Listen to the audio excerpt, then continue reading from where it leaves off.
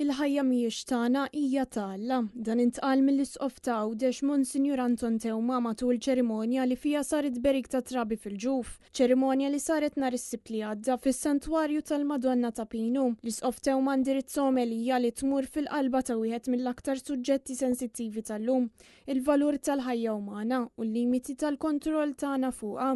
Monsinjur Tewma spjega kif fi żmien ta' tqala minkejja l-ansjeta li jġib miegħu aħallina nintebħu bl-esperjenza fundamentali tal-bniedem li l-ħajja jrigalu mhux proprjetà tagħna.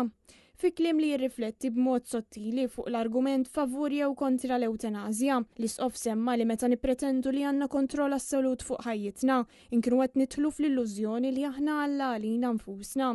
U fakkar li l-Knisja kontra kull forma ta' intervent li jtemm ħajja umana b'mod deliberat, inkluż l-eutanazja.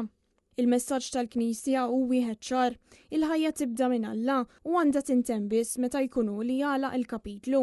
Ir-relazzjoni tagħna mal-ħajja kemm fl-istadju inizjali tagħha kif ukoll fil-mumenti ta' tbatija u ansjetà trid dejjem tibqa' jruqa f'din il-verità spiritwali. Sostna Monsinjur Tewma, bl-isqof jappella wkoll għall paċenzja u l-istennija bħala esperjenzi li jgħalmuna nafdaw. Dan iż-żmien jallimkom li mhux kollox jiddependi minna, li ma nistgħux nikkontrollaw kollox. Dejn mhix marbuta biss ma' perjodu, imma marbuta ma' ħajjitna kollha.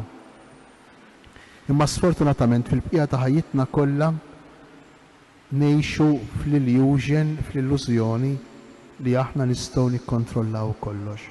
Il-Knisja f'dan il-kuntest tfakkarna li dritt tal-bniedem ma jistax jespandi sal-punt li jiddeċiedi meta u kif ħajtu għandha tispiċċa.